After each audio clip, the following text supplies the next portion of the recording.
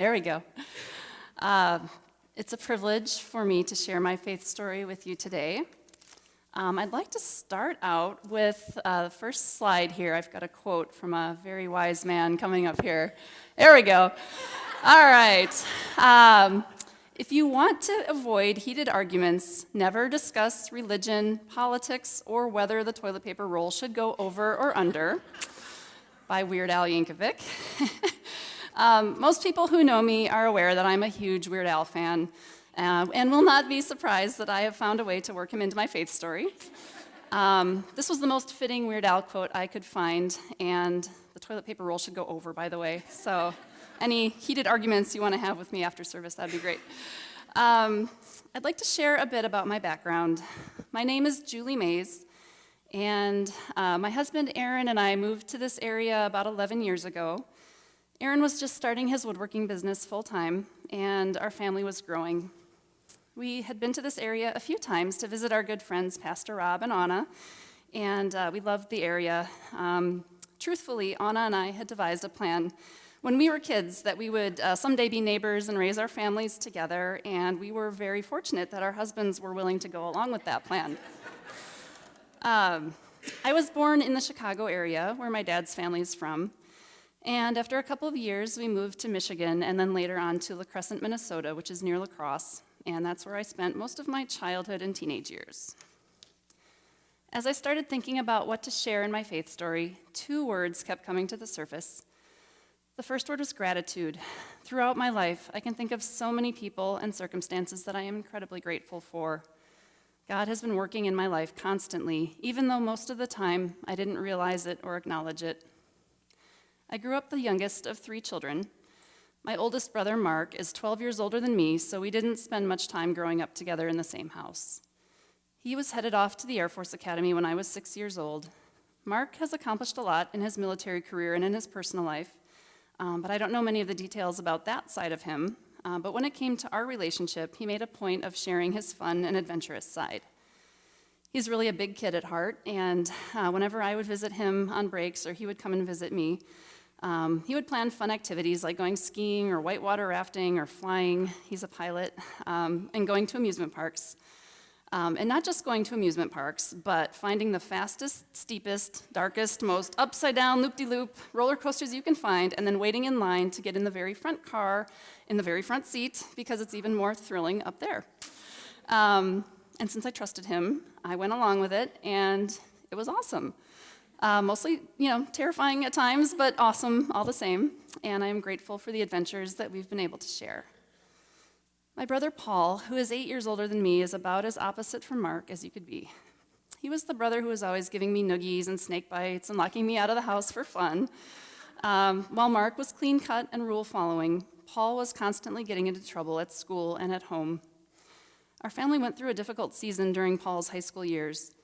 I won't go into detail, as I haven't asked my family for permission to share what we were going through, but there was a lot of anger and hurt and worry. Emotions ran high, and our family was in turmoil. Thankfully today, Paul is an extremely hardworking man, an incredible husband and father, and one of the funniest and most genuine people I know. He's generous and fun, and I am grateful for Paul and for the way that our family bonded and healed together because of our circumstances. Those years taught me about unconditional love, and I knew that my parents would do whatever necessary to protect and help their children. And there's a picture, I think, of the 3 of us when we were younger. Hey, there we go. Check out those braids. So tight. Do you think so? Someone said that I look like Caleb with braids, so I'm sure he'll love that. My parents taught me a lot about loving through actions and putting others first. Both of my parents worked in healthcare. My dad was a nursing home administrator, and my mom was a registered nurse in a group home where she cared for developmentally disabled children and adults. I spent time with each of them where they worked. We actually lived in the nursing home where my dad worked for 3 months until our house was ready for us to move in. As a 7-year-old, I received a lot of attention from the residents and was invited to join in games, crafts, activities, and birthday celebrations. My mom's work was right down the street from where our house was, so I would meet the residents and was blessed to see how my mom was taking care of others and interacting with everyone, not just the residents, but their families and her coworkers as well. Living so close to the group home, she was often getting phone calls in the middle of the night and being on call even when she wasn't, because everyone knew they could count on her help and her guidance and advice. When I was in junior high and high school, my dad found himself out of work. He eventually found work in another state and would commute, living in Iowa during the week for work and then coming home on weekends. He did this for several years. For a while, when my grandparents were failing in health, he even commuted between Iowa during the week and Chicago on the weekends to take care of them. And sometimes we would go a few weeks or a month without seeing him. These were also difficult times for our family, but I know that he kept this up because he knew how important it was for me to stay with my friends and at my school, and for my mom to stay with her work. I'm sure it was lonely for my dad, and doing so much driving back and forth and missing events at home had to be stressful, but he never complained. And I am so very grateful for the sacrifices that my parents made and all they have done and continue to do for me.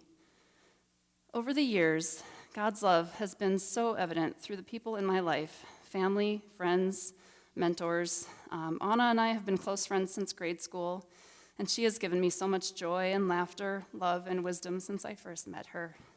Throughout grade school, high school, and college, I definitely have the sense that God was protecting me with the people who are in my life.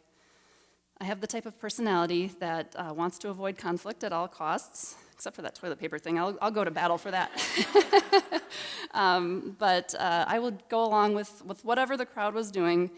And as you can imagine, this could have been a springboard for a lot of bad decisions, but thankfully I was surrounded by people who influenced me in a very positive way. I've been blessed with coworkers who I could share my faith with, and we could count on one another for prayer, support, confidentiality, and advice. I've been blessed to know so many brothers and sisters in Christ who I've gotten to know through Bible camp, Bible study, and accountability groups, and church. And I am beyond grateful for each and every one of these people who have given me a glimpse into the kingdom of heaven. And then there's my husband, Aaron. When I met Aaron in college, I had no idea that a person like him actually existed. I fell hard for that boy, who was not only a tall, strong, handsome football player, but he was also smart and musical, artistic, kind, humble, faithful, respectful, and a true gentleman. I did what any girl in my situation would do. I stalked him until he had no choice but to take me out on a date. It's a fun story if you ever want to hear more details. In the almost 23 years that I've known Aaron, he's been my rock. Unshakable, loving, patient, kind, and strong. He puts God first in our marriage and keeps me on track. And I am utterly grateful for him, and honestly still kind of in disbelief that I was able to snag him up all those years ago and that he still puts up with me today. We've been blessed with 4 amazing children, and I thank God for each of them every day. I so often see God's goodness and blessings through them. I mentioned earlier that there were 2 words that kept surfacing when I was thinking about my faith story. The first being gratitude. The second word is trust. While it's pretty easy for me to look at my life and see everything and everyone that I'm grateful to God for, it's harder to look back and see where I've put my faith and my trust in God. Trusting is a scary prospect because you're relinquishing control over to someone who probably has a very different idea of what should get accomplished and how to go about it. An example of trust came to mind as I was writing my story. When Aaron and I were in college, we had the privilege of visiting Zimbabwe and studying there for a semester with a group of students from the U.S. For spring break, some of us decided to rent a car and drive to South Africa along the coast to Cape Town. Technically, we did not have permission to leave Zimbabwe, but our professor was pretty laid back and told us that we could do what we wished as long as we didn't tell him about it. Our group rented a car and planned out some places that we wanted to stop and explore along the way. We agreed that it would be wise to start looking for inexpensive lodging in the nearest town before it grew dark each evening. Driving after dark in South Africa is a scary prospect. We were not used to driving on the other side of the road with a very different set of driving rules and expectations. There were a lot of unknown animals crossing back and forth across the road, and a lot of vehicles that didn't seem to have working headlights. We lucked out, we lucked out by finding some really great inexpensive youth hostels called backpackers to stay in, which suited our college kid budget pretty well. They were usually friendly and welcoming places where we could rest and hang out with other travelers. One day, we had the privilege of exploring Kruger National Park. Kruger is one of the largest game reserves in Africa, covering an area of 7,523 square miles. It should not surprise you then that when I tell you that we spent an incredible day driving through the park and seeing some truly spectacular African wildlife. But in doing so, we lost track of time, and before we knew it, the sun was setting, and we were trying to find our way out of the park. This took a while, as the park is so huge, and by the time we found an exit, different from where we entered the park, it was indeed dark. So we drove, looking for the first open business we could find so that we could ask for recommendations on where we could stay. So this was 1998, no cell phones, no Google, no GPS. Eventually we found a tavern. We went in and found the place to be nearly empty except for the bartender and a man sitting at the bar drinking and watching soccer on TV. We asked the bartender if there were any backpackers in the area. The man sitting at the bar turned to us and said his sister owned a fishing lodge down the road a bit where we could stay. The 5 of us conferred briefly and determined that this was probably the best option we had, so we agreed to follow as he led the way. He got into his truck, we all piled into our little Nissan rental car, and we started following. As we were driving, some of our doubts and apprehension began to surface, and we started discussing that maybe we should have looked for some other options. We eventually turned onto a dirt road, which was really a set of rough tire ruts surrounded by dense trees and brush on either side. All we could see were the taillights of the truck in front of us and total darkness all around us. Panic started to rise. What were we thinking? Here we are in the middle of absolutely nowhere. 5 naive foreign college kids not having permission to leave Zimbabwe, following a drunk stranger down a narrow path where we can't turn around or see our surroundings. Our car was bottoming out every 10 seconds or so, and we had no idea where the sky was taking us. Oh, by the way, it's also Friday the 13th, so if you're superstitious at all, that did not help our case. I knew for certain now that we were headed for our doom, and we had probably just made the most idiotic decision to follow this guy who probably hated Americans and was just leading us to our demise. I think we were all feeling this overwhelming dread. After what seemed like forever, we drove into a clearing that we could just barely make out the outline of a cabin.